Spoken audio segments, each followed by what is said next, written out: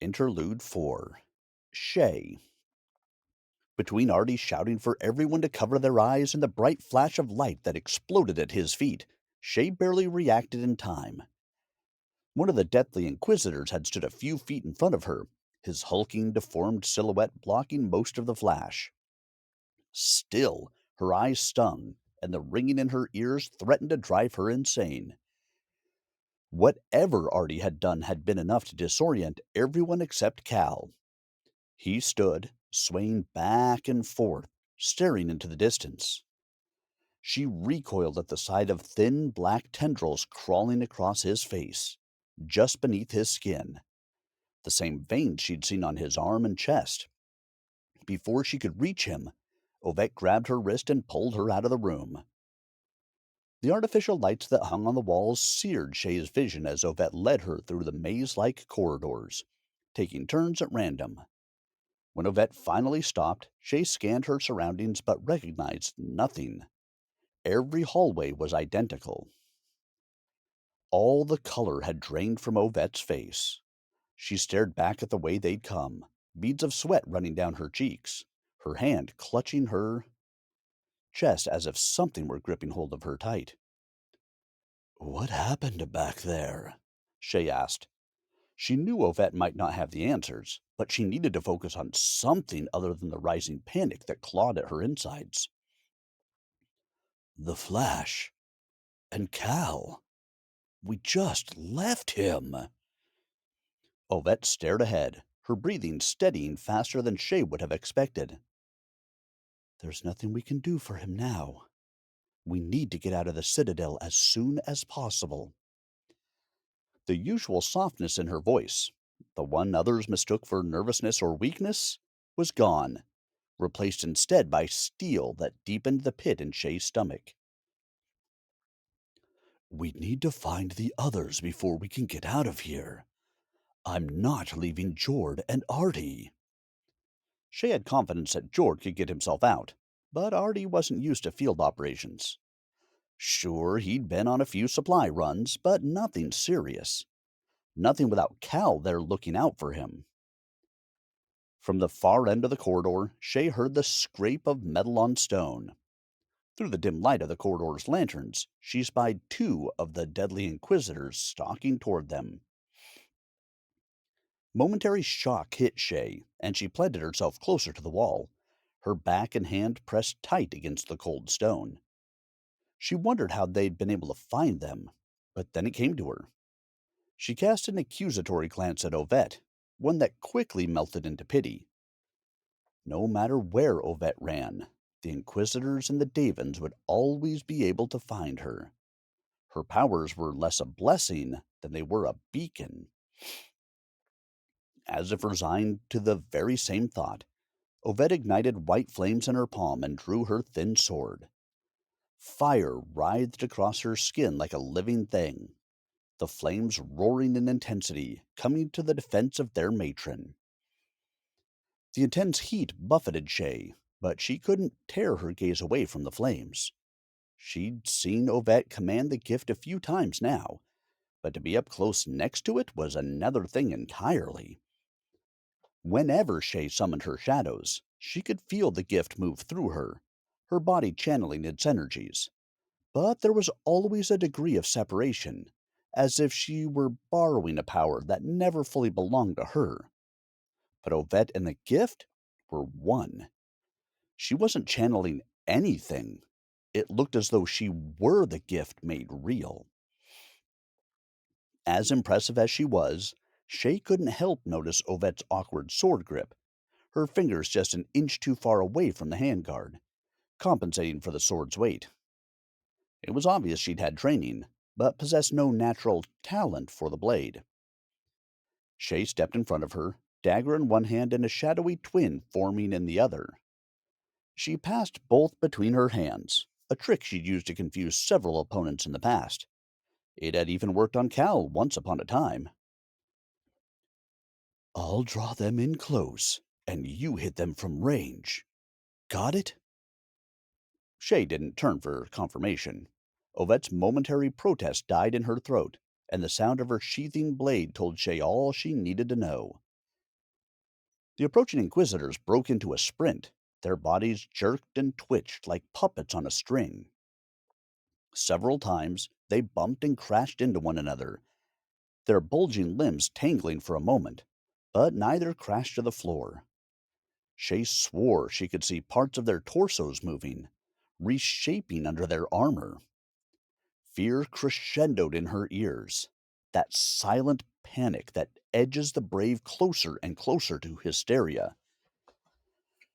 Her knuckles whitened around her real dagger, and she willed herself to stand her ground. Rushing to meet them head on would put her at a disadvantage. She needed to wait for them to draw in closer, for them to feel as though they had the upper hand. That is, if they felt anything at all. Their bodies snapping to a halt, the Inquisitors ceased their charge. They stood shoulder to shoulder, swaying, grumbling, their breath closer to a wheezing hiss than the rhythmic exhale of a living being. Shay kept her stance low, coiled to strike the moment she needed to. Behind her, the heat from Ovette's flames faded, and the coldness of the citadel's stone crept back across her skin. Shay dared a glance over her shoulder and saw Ovette staring down the opposite end of the corridor, her face drained of color. Shay followed her gaze. A lone figure shambled toward them. It walked with a heavy gait, the footsteps uneven and awkward as if weighed down by invisible restraints. Its head twitched in a similar fashion to the Inquisitor's, and every now and again it would stop before lurching forward once more. It shied away from the light, but not before Shay caught a glimpse of the shaggy, dark hair that framed its pale, stern face. Ichor ran cheek to chin from the corners of keen, bloodshot eyes. Shay had always felt like those eyes looked straight through her, cutting through the bullshit and laying bare the vulnerable girl underneath. But now they burned with a malice she hadn't thought them capable of. Malice focused solely on Ovette. Cal? Shay whispered, unable to summon her voice. Only mangled whispers responded, whispers in a language that crawled through her. Tendrils squirmed and shuddered under his skin. In a hand completely given over to the darkness, he held his broken blade, the leather wrappings of its hilt creaking under his grip. Ovette edged to the side, moving toward an opening that would lead them down another random corridor. Her gaze was locked onto Cal as if nothing else existed, her chest rising and falling in shallow bursts. Her fear had won, and Shay couldn't blame her. Cal stopped mid-stride and cried out in anguish, clawing at his temples. He arched his whole body backwards, his spine bending unnaturally far, the uncomfortable crack of bone echoing down the corridor. Through his agony, Shay was sure he spoke to her, a garbled speech that was caught somewhere between words and pain. She inched forward, straining to listen to what he was trying to say. He screamed again, louder this time, a visceral screech that sent a chill down Shay's spine. She flinched as he smashed his head against the wall. Again, and again, and again. Each impact left behind a splattering of blood and ichor. Every fiber of her being pleaded with her to flee, but she couldn't leave him. She wouldn't. Cal? She whispered again, now only a few feet away. Cal's jerking stopped. His head snapped in her direction, as if noticing her for the first time. Shay, he growled through gritted teeth, his body shaking with effort. Run! The word devolved into an animalistic growl, and Cal lunged forward, his blade shard raised above his head. A plume of white-hot fire slammed into his chest, hurling him backward. Ovette grabbed Shay's wrist again and pulled her into the empty corridor. Shay's feet pounded on stone, tears stinging her eyes as she ran. Her fear had won. She covered her ears as Cal's pained screams echoed behind her. Shay tried in vain to master her fear as it leaped inside her. Adrenaline fueled her rapid steps as she raced through the halls of the Citadel, her thoughts filled with a jolt-ridden mess of panic and what-ifs. She struggled to keep up with Ovette's twists and turns, taking the hallway's corners seemingly at random. Behind them, not more than 100 paces or so, the source of Shay's fear wailed like a rabid animal. One thought in particular held dominion over the others. The image of the swirling mass of tendrils that writhed under Cal's skin, his face twisted and contorted as he struggled to remain in control. It fed her fear, her guilt. She failed him. She'd let him down. She was leaving him behind. Shay slowed to a stop, half to catch her breath, and half because she couldn't just run away. There had to be some way she could reach Cal, some way to get through to him. They'd stuck by each other ever since Igni, ever since she dragged him into this life of blood and rebellion. Barkus had told her that ill fortune haunted the guilty, and right now Shay believed it. She'd been the one to goad Cal into following her, the one to hand an angry teenager a sword and push him into the shadows. Sure, the Lord Inquisitor had kidnapped Ovette, but Shay had been the one to recruit him into the rebellion. Shay needed to help him. She owed it to him. Ill fortune be damned. Ovette spun around, her pale skin flushed red, her white hair plastered to her forehead. "What are you doing? We need to go! Now!" Spittle flew from her lips, and her wide eyes darted to the corridor behind her. Given the situation, it wasn't unusual that Ovette's voice was raised well above its usual measured volume, but it still took Shay by surprise. She'd seen her scream before in anger or frustration, and knew that despite her appearance, Ovette wasn't the goody-two-shoes everyone thought her to be. But some part, a big part, of Shay had hoped for calm, for Ovette to keep her head while her childhood friend, the only family she had left, hunted them like prey.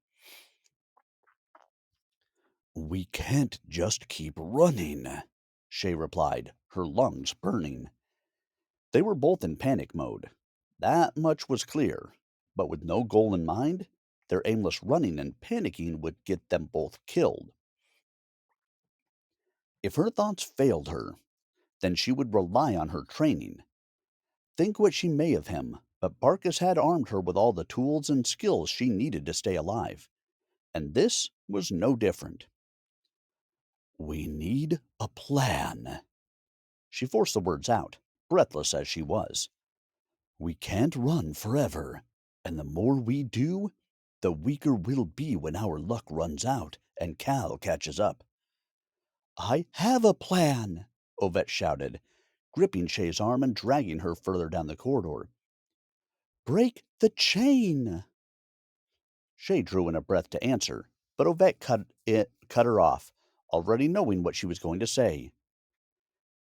"Cal is being controlled by the chain, by the dread. If we destroy it, Cal might come back to us." "Might?" "I don't know. But we need to get back to the chain room." It was obvious Ovette's fear mirrored Shay's, but her focus held. The turns they'd taken in the corridor hadn't been random. They'd been intentional. Every left turn had taken them on a path that circled back to the chain room. Ovette had made a choice, and despite her fear, she'd committed to it. "How do we break the chain?" Shay skipped the why. She had no way of knowing if doing so would bring her friend back. For all she knew, it could make things worse. But having a goal helped her focus, helped her training kick in. Besides, the Cal she knew would rather die than be puppeteered by a Daven, god or not. Cal's sword, Ovette sputtered, pushing her words out as fast as she could. It's made from the same material as the chains. The Lord Inquisitor has one just like it. So, we get his sword. Then what? Shay's mind raced. Disarming Cal would be nearly impossible. They'd sparred countless times over the years, matched blow for blow, having long given up on a need to keep score. Where Shay had speed, Cal had ferocity.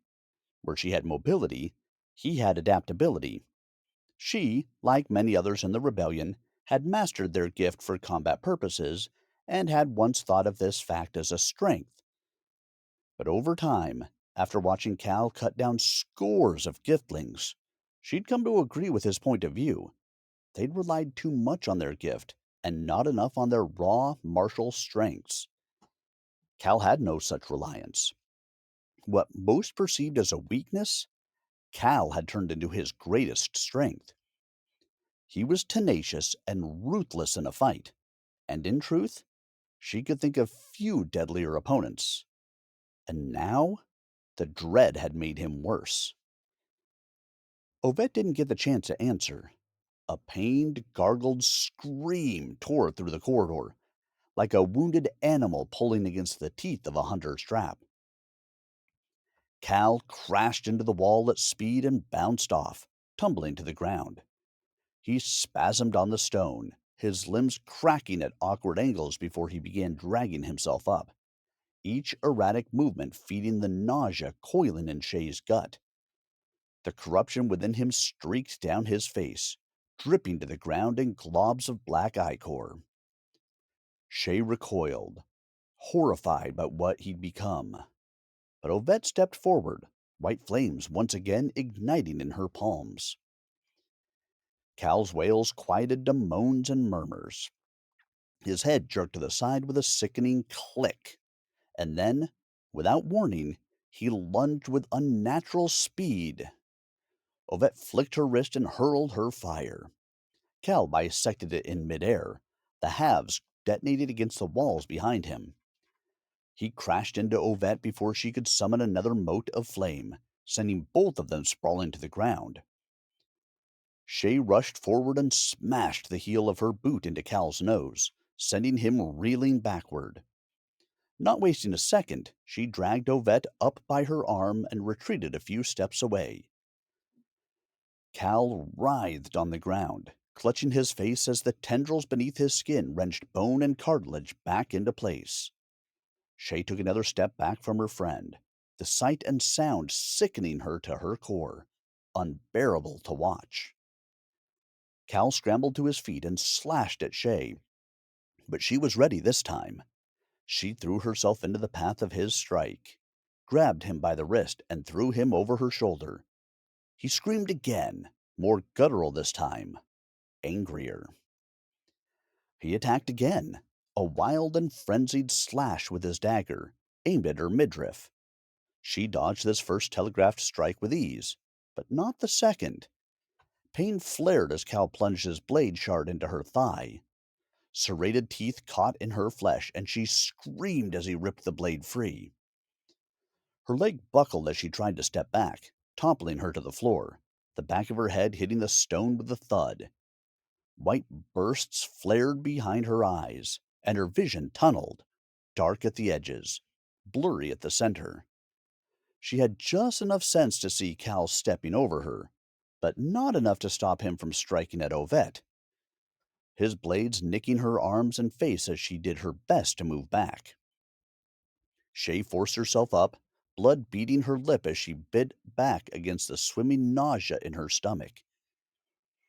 She laced both arms under Cal's shoulders, locked them in place, and held tight with as much strength as she could muster. His dagger wasn't long enough to connect with her shoulder, but the tip of his blade shard cut through her leathers as though they weren't there. It wasn't long before Shay felt a stream of blood trickling beneath her armor. Oh, vet, do something! She screamed, her left arm going numb. White flames roiling in her palm, Ovette grabbed hold of Cal's sword hand, and the air sizzled with the stench of burning flesh. His scream rang distant, otherworldly, as the blade shard clattered to the ground. Ovette grabbed at it, only for Cal to drive his knee into her face. She yelped, stumbling a few steps back, specks of blood covering her cheeks. Cal wrenched one arm free from Shay's grasp, passed his dagger over to his free hand, and pivoted. The short obsidian blade carved a shallow trench across Shay's stomach, just deep enough to shock her into letting him go. As he turned back toward Ovette, a ball of white flame thumped into his chest, launching him down the corridor.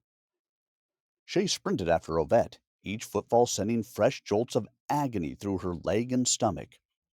Cal's movements replayed in her mind, his attack patterns. He'd fixated on Ovette and treated Shay as merely an obstacle. The thing controlling him wanted the gifted. Ovette, Shay called out, limping forward. We need to. Before Shay could finish, Ovette reignited her white flames and pressed them to her stomach. Shock and pain seared Shay's skin, and for a moment she was tempted to push Ovette away. But the pain faded as her flesh knit back together, and the dull ache in her leg and shoulder ebbed. She took a step back and tested her shoulder as she spoke. We can't outrun him. He's going to catch up to us sooner or later. We'll never make it back to the chain rooms with him dogging our heels.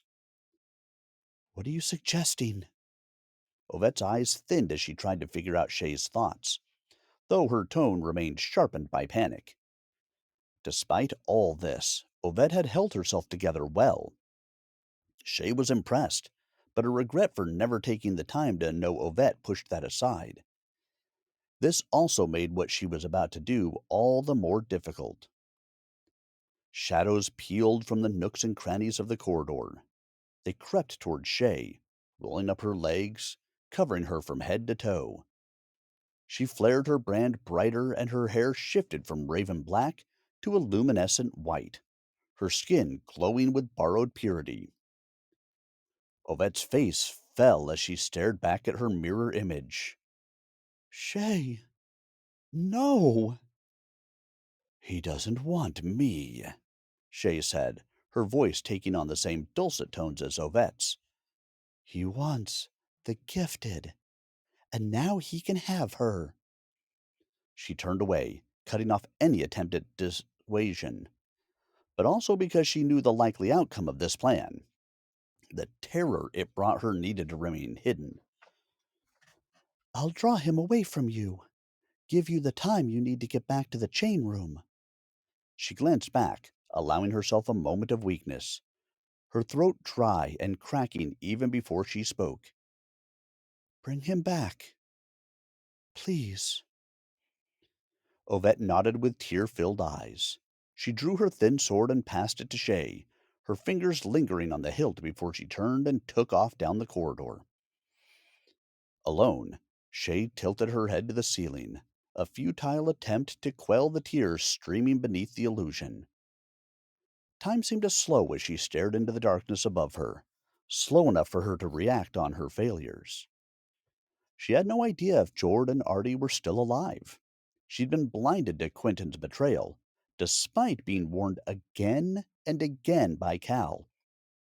She'd been stubborn, headstrong, and arrogant to the point where she thought she could lead, to inspire those around her to do what she thought was right, what she thought was just. Ill fortune indeed. Guilty indeed. She took a deep breath, and when she dropped her head, Cal stood before her. His leathers bore a hole from Ovette's gift fire. A fresh, newly healed burn scar mottled the skin on his chest.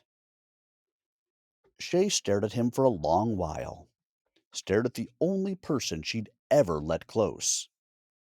The outcome of this fight wasn't in doubt. It would cost them both.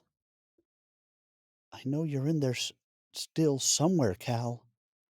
The words were more for herself than the snarling thing before her. I don't know of any other way to help you. I'm sorry. Cal's neck cracked. He stepped forward, his malice falling off of him in waves, growling, snarling. Shay readied Ovette's blade.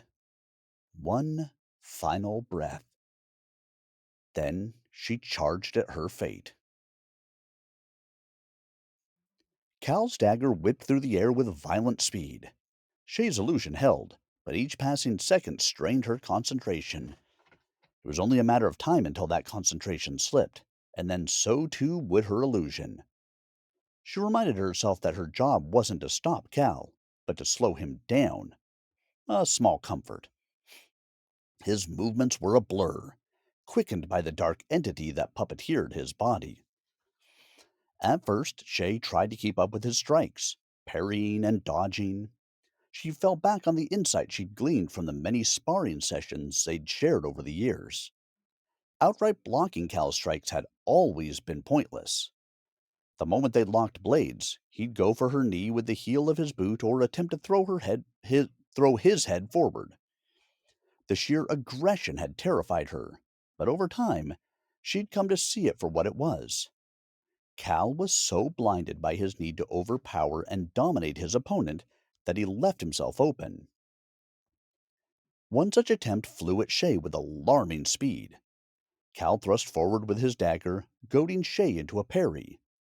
She obliged and slapped the tip of his dagger away. As expected, Cal turned his body into the deflection and threw out a wild punch. Shay dipped low, flipping her borrowed sword over in her hand, and drove the pommel into his jaw. The rounded metal thumped into bone with a crack, and Cal teetered on his heels. Seeing her prediction come true renewed her confidence somewhat. Unperturbed by the strike or the bruise blossoming on his chin, Cal threw himself at Shay, his strikes wilder than before. Shay breathed through each movement, trusting her muscle memory to parry and pivot to keep Cal at bay. She played her part in this dance well, but she knew that it was only a matter of time before Cal actually did overpower her. His strikes were not only faster, but stronger, a strength that he didn't normally possess. Every successful parry sent shockwaves of fatigue up her arms. Either she ended this fight now, or Cal would end her. She parried the latest strike, forced the dagger downward, and then looped her blade point over Cal's meager guard and stabbed deep into the meat of his arm. Cal howled with the same eerie, distant voice, but managed to keep a firm grip on his dagger. When Shay tried to pull her point back, he grabbed hold of her blade with his free hand. Blood slicked along the blade's edge as he yanked her forward and drove his elbow into her throat.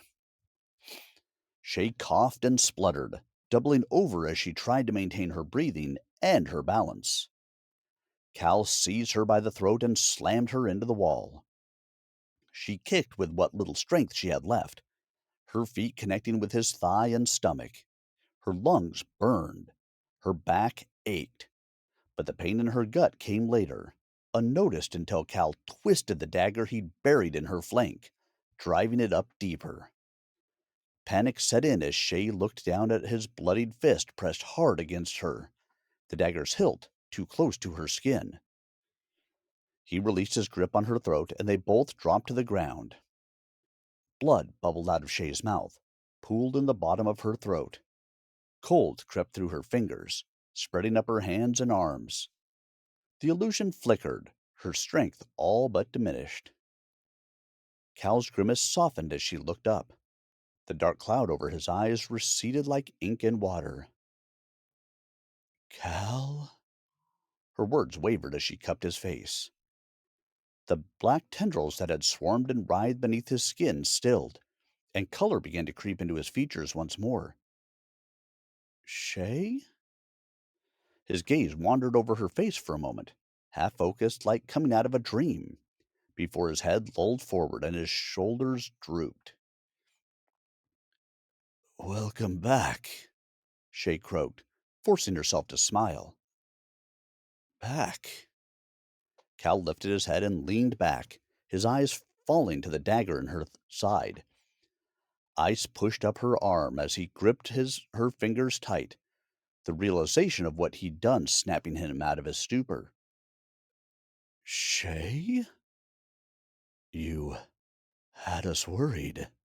Shay coughed, trying and failing to keep her tone light. Cal laced his trembling fingers around the hilt of the dagger, braced his other hand against her shoulder, and withdrew the blade as gently as he could. Blood seeped through his fingers as he pressed his hand against the wound. A strange emptiness began to yawn in Shay's gut. "Shay, what happened? I I don't remember." Cal's word came in spluttered bursts of panic. Tears welled in his eyes, and there was little he could do to hold back the flood. "Shay, I'm sorry, I didn't. I couldn't."